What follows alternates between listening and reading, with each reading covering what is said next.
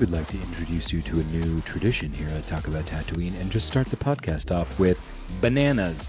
All right, because I said bananas last episode. Did you keep that in? Did you ever hear the tragedy of Darth Plagueis the Wise? I thought not. It's not a story the Jedi would tell you. It's a Sith legend. Darth Plagueis was a Dark Lord of the Sith, so powerful and so wise, he could use the Force to influence the midichlorians to create life. He had such a knowledge of the dark side, he could even keep the ones he cared about from dying. The dark side of the Force is a pathway to many abilities some consider to be unnatural. He became so powerful, the only thing he was afraid of losing was his power. Which eventually, of course, he did. Unfortunately, he taught his apprentice everything he knew, and then his apprentice killed him in his sleep. Ironic, he could save others from death, but not himself. Is it possible to learn this power? Not from a Jedi. You just busted out a Goofy? All right. We went from kind of a silly dramatic retelling to Patrick Star to Goofy. Fantastic. Once I saw you weren't taking it seriously, I was like, I got one locked and loaded for this. That's why we call ourselves the Silly Goose Brigade, because nothing is serious. At one point through that monologue, I was thinking to myself, I wish I had a skull I could hold as if I was doing the Hamlet monologue. But alas, I did not. Also, I don't know if you noticed, I cut like 90% of Anakin's dialogue from that scene because it just doesn't matter. I didn't notice that, but I guess now I am. Thanks, George Lucas. The scene does not suffer without Anakin's dialogue. That's a bummer. Welcome to Talk About Tatooine. I'm Andrew. I'm Nathan. And we are twin brothers here to bring you what's new in nerddom and give colorful commentary on our favorite subject, like Star Wars.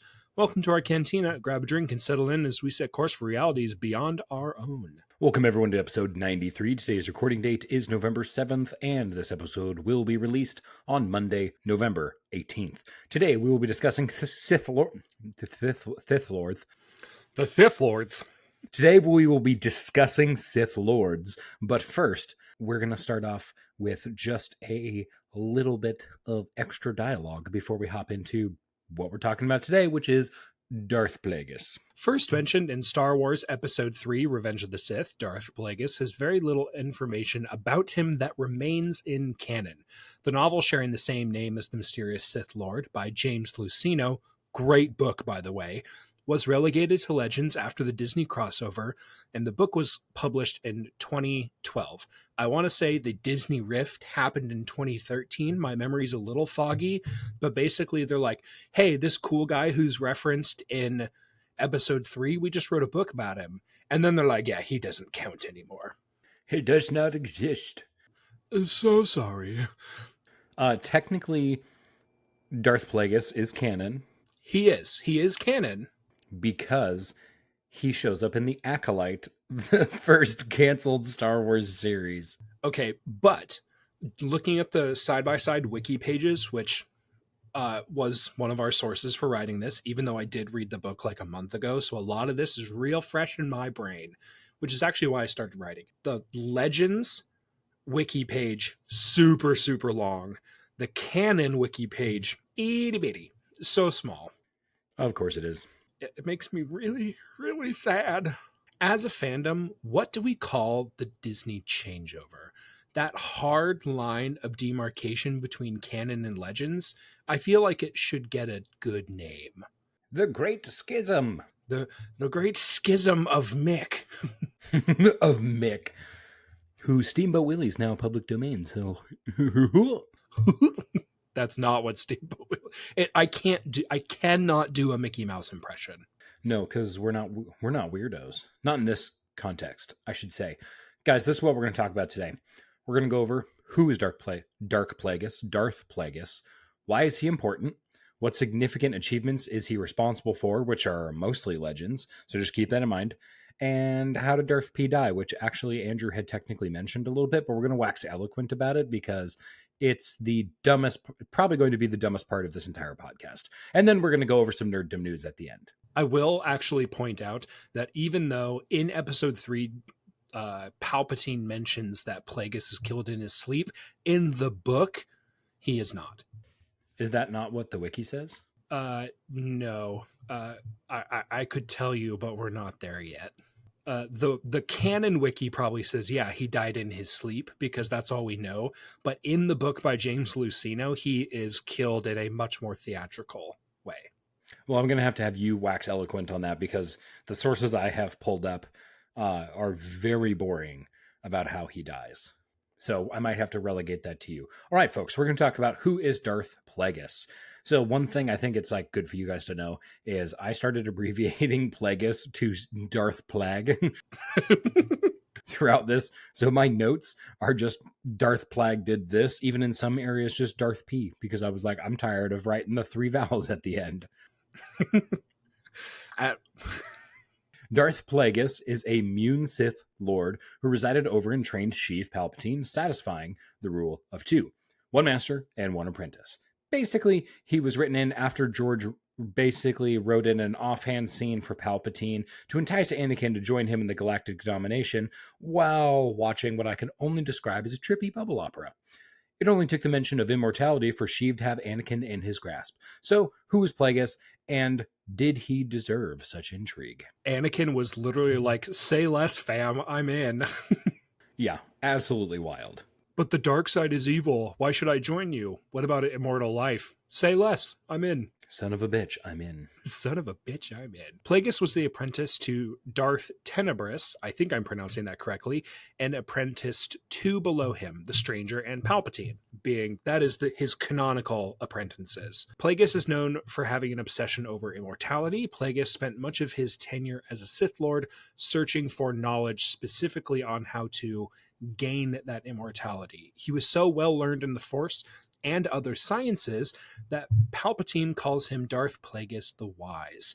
It was his knowledge of extending life that would go on to support Palpatine's return in the finale of the Skywalker saga.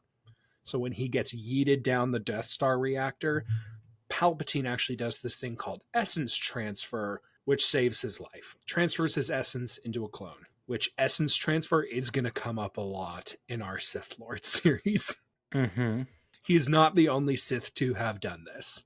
So, how does a dude this smart end up getting killed? Only by a dude who is in fact even smarter and more ambitious than the one of the longest living Sith Lords in the line of Bane. Given the fact that in Legends, Immune could live for over 100 years, Darth Plagueis is rumored to have lived for at least this amount of time. His apprentice in the Acolyte is marked as being 132 BBY before the Battle of Yavin. For reference, the Phantom Menace took place in 32 BBY. So, assuming that Plagueis is in his appearance in the Acolyte, he's probably already in his prime. By the time he makes it to the Phantom Menace, he's well past the normal Mune life expectancy. But he's dead in the Phantom Menace. He is not present. No, that's not true. Dude, how long ago? Man, I should have refreshed on that book because I do not remember this. Here is a fact I think that's going to blow your mind. Darth Plagueis is killed during the events of Episode 2. What?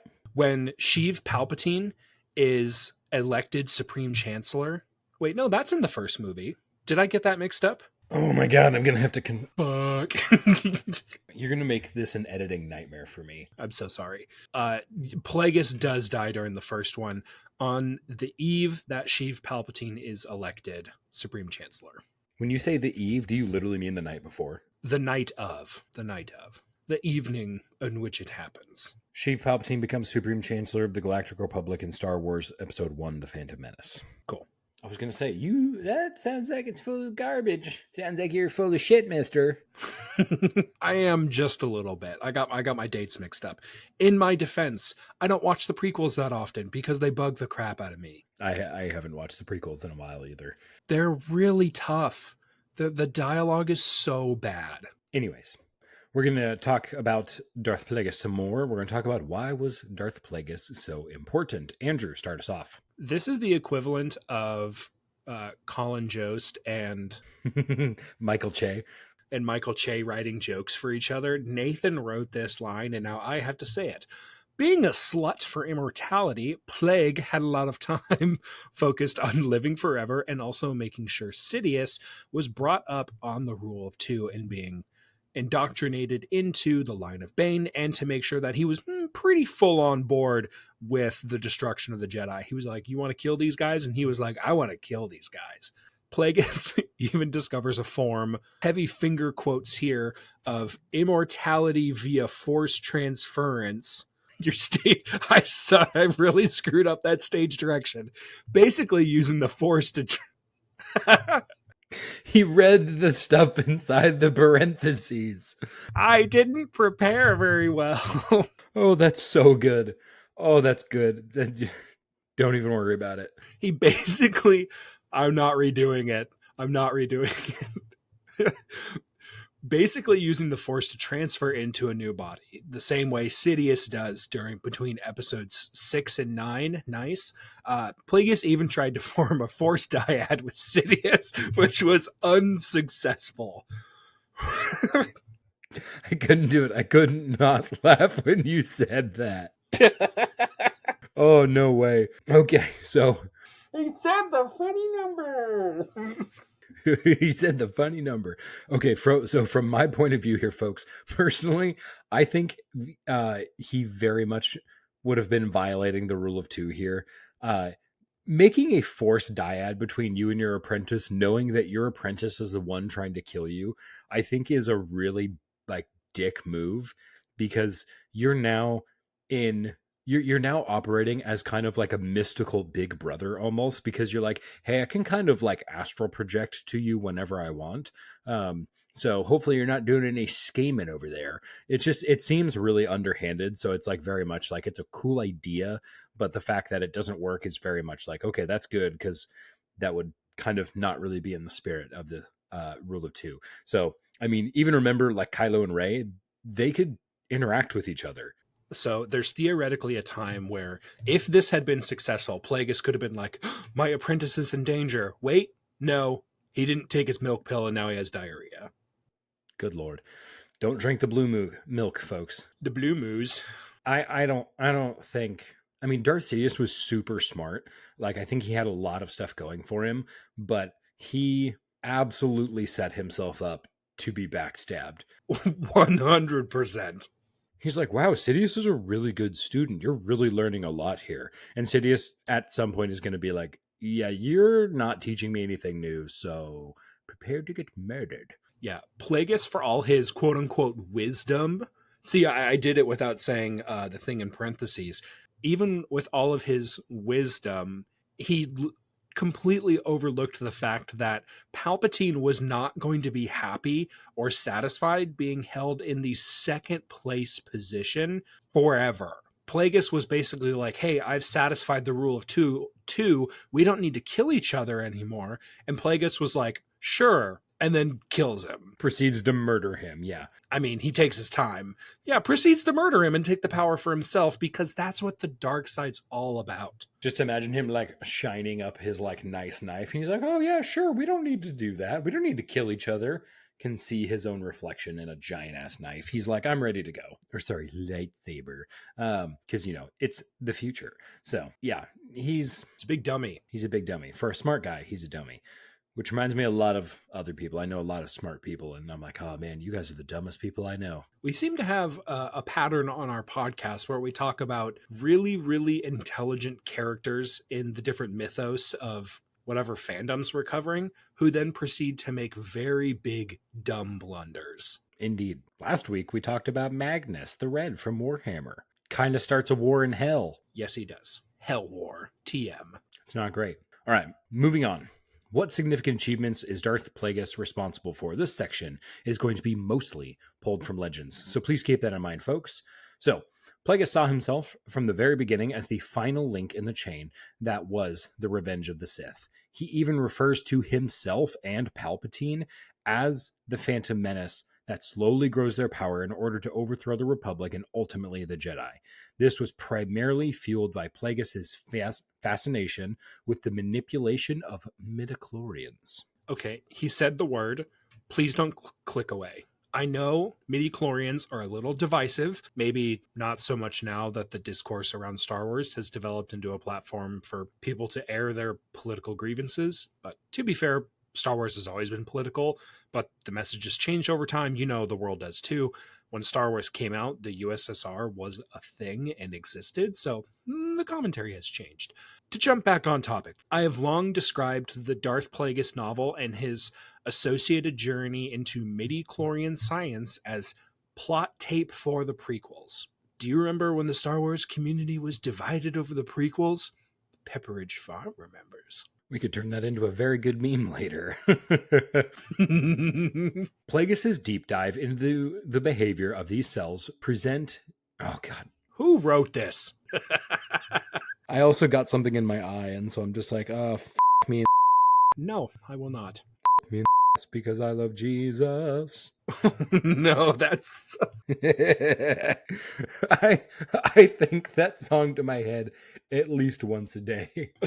Anyways, God, who wrote these scripts? All right, Plagueis' deep dive into the behavior of these cells present in all living beings is brutal. He manages to capture a secret apprentice that his murdered master Tenebris sends after him. Another Bith named Darth Venomous. Real killing it with the names there, guys. Real on the nose. He immediately what? I said it's really on the nose. Absolutely. He immediately overpowers this Venomins whelp. We can call him Darth Vitamins. Darth Vitamins? Puts him Vitamins. into a medically induced coma and basically stores him in a test tube for years, running different experiments on him and later practicing his control over midichlorians over the captured Bith by killing him and then bringing him back to life. Real spooky there, dude. Real spooky. This would have been a great opportunity for Star Wars to enter into the horror genre, and they never did. Which later in a future episode, when we talk about when we mention Darth Scabrous, one of my favorite stories ever. Scabby boy. He wasn't the only test subject by the time Plagueis expired. LOL. He had... Why did that get you? Why is the word expired funny? No, I just like the LOL in there. Oh, I'm like, again, who's writing this? it's me.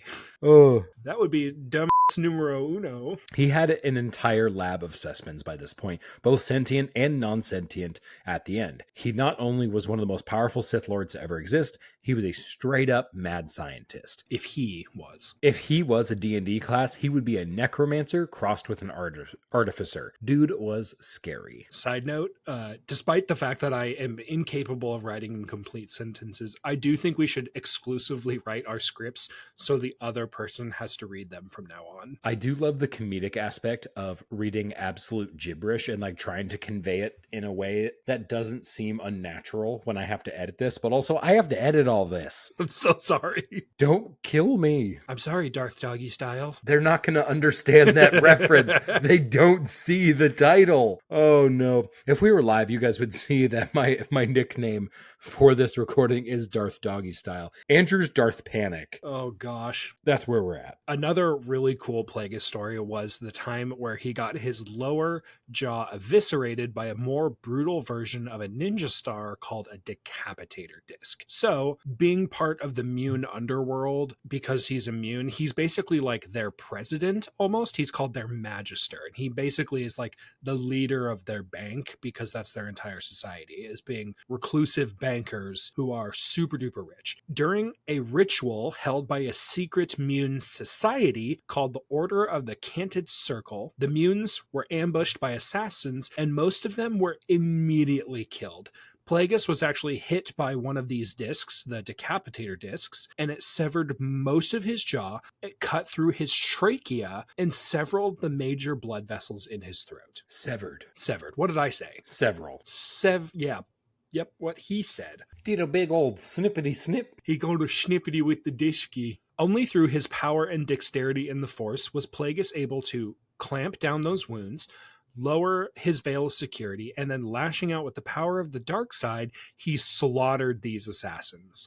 From that moment onward, Plagueis would actually wear a transpirator mask, both in private as Lord of the Sith and public as Magister Higo Damask, which was his, I don't know, civilian name. Yeah, it's his Yeah, his real name, it's kind of depends. Do you think the Sith Lord name is the alias or his civilian name is the alias?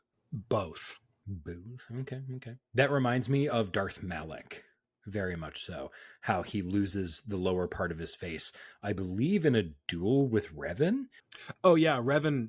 You don't see it on screen, but in like the flashbacks that happen in Knights of the Old Republic, Darth Revan cuts off the lower jaw, like just with his lightsaber. I think just turns him into red mist from the tongue down. It's real gross. And he has to wear a real menacing looking mask the rest of his time in office. So, It looks like a metal neck brace, if I'm being honest. and now finally, with that grievous wound, we are going to actually talk about how Darth Plagueis dies. Now, he has a really lame story if you look at canon. It is literally that Darth Sidious killed him in his sleep, which is a super cowardly thing to do and not very Sithy at all. Doesn't really prove that you have power, just proves that you can unlock a door. What a quitter. Anyways, Andrew, tell us the more exciting version of the story from Legends, please. Yeah. Okay. So, ladies and gentlemen, the Legends tale is way, way cooler.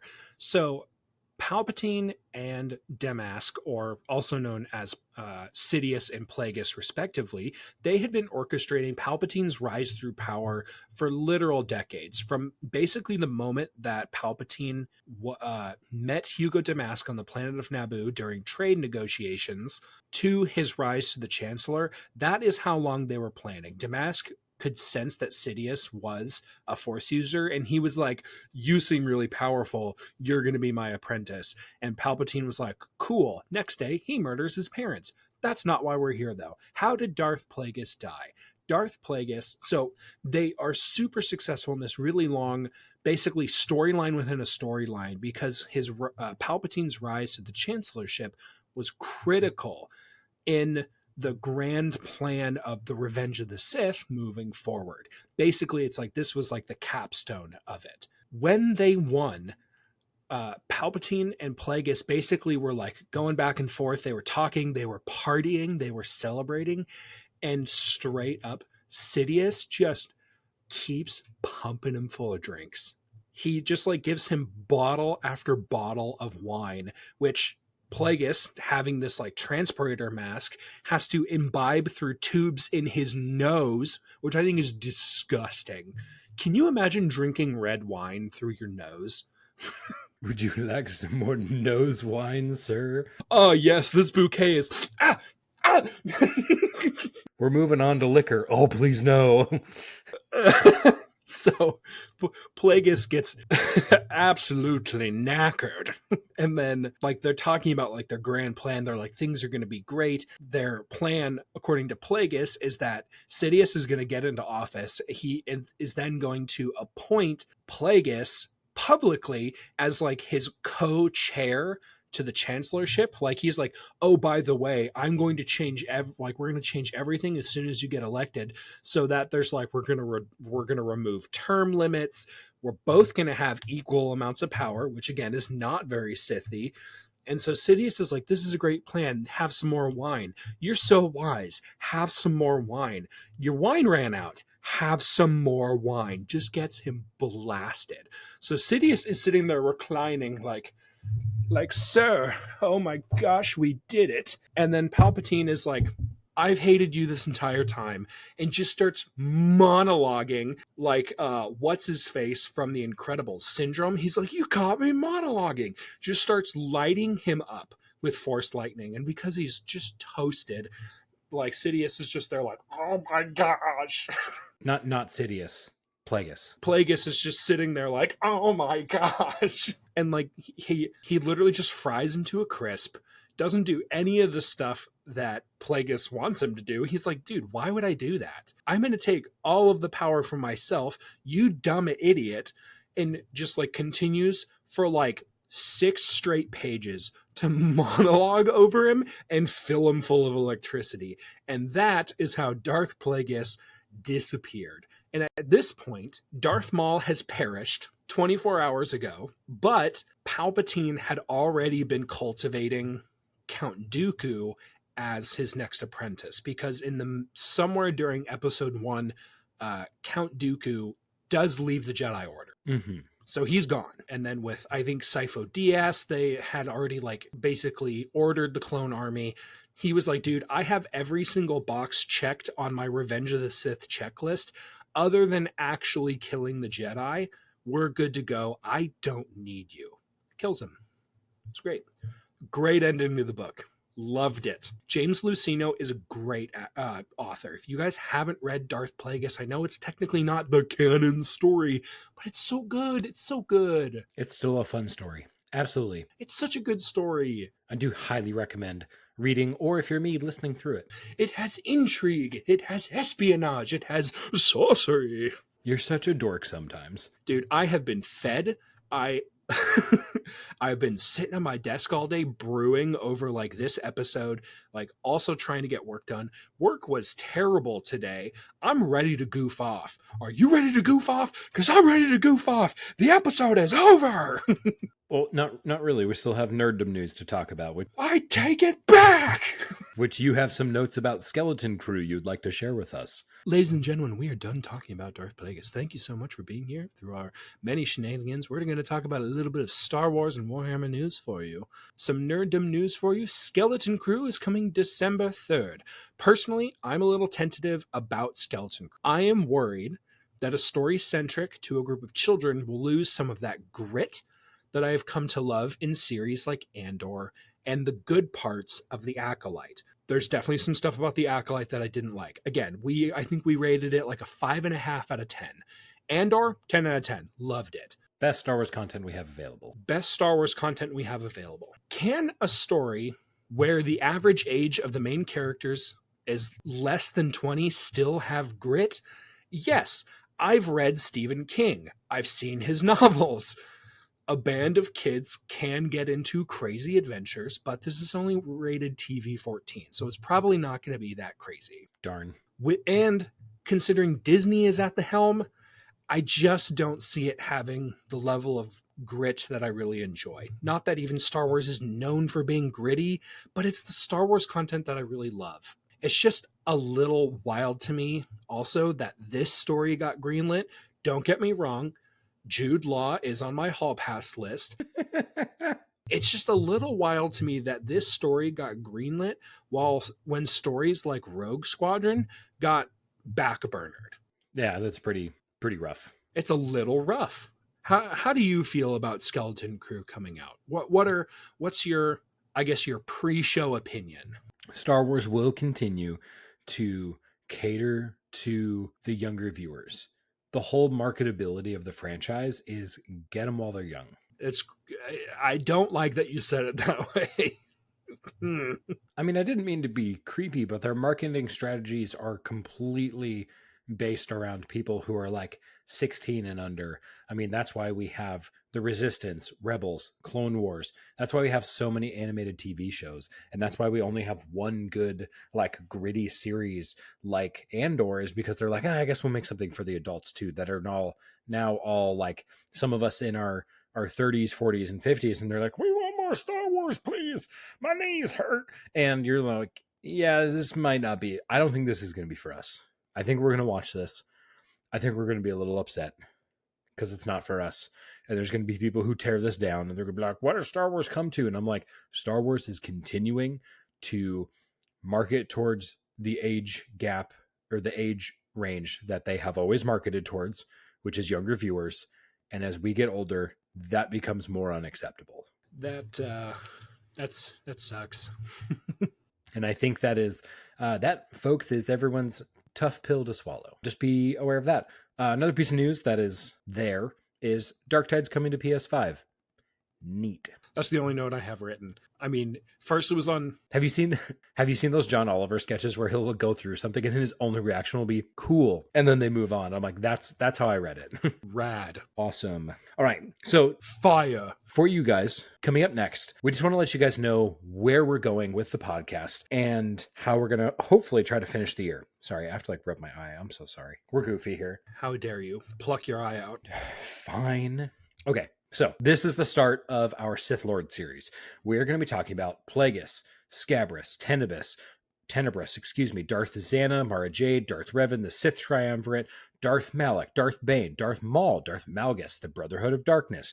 There's a lot of really cool characters that we are going to be diving into. You guys love the Star Wars lore, so we're diving right in, and we're going to keep that going. We do have other stuff going on as well, guys, so please make sure to follow us on all of our different platforms. Right now, we are also working on a Fallout 4 series where I myself am going through and achievement hunting Fallout 4 over on Twitch. It is super fun. Make sure you guys join. We do all silly stuff. I let chat choose my perks. Oftentimes I will get bullied into getting myself killed by legendary creatures. It's a fun time for chat. You die a lot. It's really fun. Yeah, I died a lot in our last episode. I think I died close to 20 times. Gosh. It's a hard game. So just keep that in mind. And then we're going to throw those up onto YouTube as well. So you guys should be able to catch those. So like and subscribe over on YouTube. Please watch those. We need watch hours. It's super helpful that you guys watch stuff. It actually supports the podcast way more than you think it does. Please watch our stuff. Additionally, we're also making some new stickers and stuff for our Etsy store. Basically what I'm working on right now is actually a minimalist series. I kind of consider them in my brain. The idea and inspiration behind this was water bottle tattoos, that we're keeping very small stickers that are super minimalist, basically black and white, and they're working as like little minimalist nerdy designs. The one that I have that's going to be going up soon is going to be the Death Star. So a little Death Star minimalist design that's going up. I have another one that's going to be the Shards of Narsil for all of our Lord of the Rings fans. Ooh, baby. Making different designs that clearly demark your affinity for different pieces of culture, but also are very minimalistic in their style. Mostly black and whites right now. So that's what I'm working on. Dope. And that takes a while because I'm also the editor for the podcast and do 50% of the writing. So yes, Andrew, what's your question? Can I have free stickers? Yes, you can have free stickers. Thank you. Cool. So that's what we're working on. Make sure to check those things out. You guys can find us at Talk About Tatooine on pretty much every social platform. Instagram, YouTube, Twitter, Threads, Twitch, Patreon. Make sure to support us there too. Etsy, all those different places. With that, guys, we are going to finish it out. Thanks to all of our patrons. Huge thanks to Mike, Isaac, David, and Calmbrew. You guys are the reason we do this, and honestly have been a delight to be in our Discord chat with. For $5 a month, you can support us here over at Talk About Tatooine so we can do more awesome things like giveaways, game nights, and higher quality content, and also support the cost of putting more things on our Etsy shop for you guys as well. Also, patrons get discounts for our Etsy items. Just throwing that out there. It is due to the support like this that we can make these things happen, but we do need more of this. We are falling way behind on where we want to be. We're actually hoping to make some audio upgrades soon. Bless you, Andrew. But we would love those to be funded. We'd love those to be funded. Most of the upgrades and stuff that we do for this show, I just bought a $1,000 PC. Brag. It was on sale, okay? I have $1,000 in credit card debt. No, actually, I paid for it in cash because I scooped a bunch of horse. Nice. Which I had to take a bunch of time off from the podcast to be able to do. So you could say that your body is a machine that turns horse shit into PC parts. Yes, that's accurate. Nice. That's the most accurate thing I've heard all day. Fantastic. Guys, support us on Patreon. If you can't do that, like and subscribe over at YouTube and visit our Etsy shop. Seriously, helps us out a ton. Thank you so much for watching, everybody. Every single one of you watching is amazing. Leave us a theory in the comments. If you guys have any models, if you're a Warhammer fan, send us any of your models over on Twitter and Instagram. We'd love to see those. If you have a question you want featured on air, send us an email at talkabouttatooine@gmail.com if you want to be over there. Don't spam us with links and attachments. We're not opening those. Text only, please. So make sure to subscribe and like so this video gets pushed to everyone else into the internet.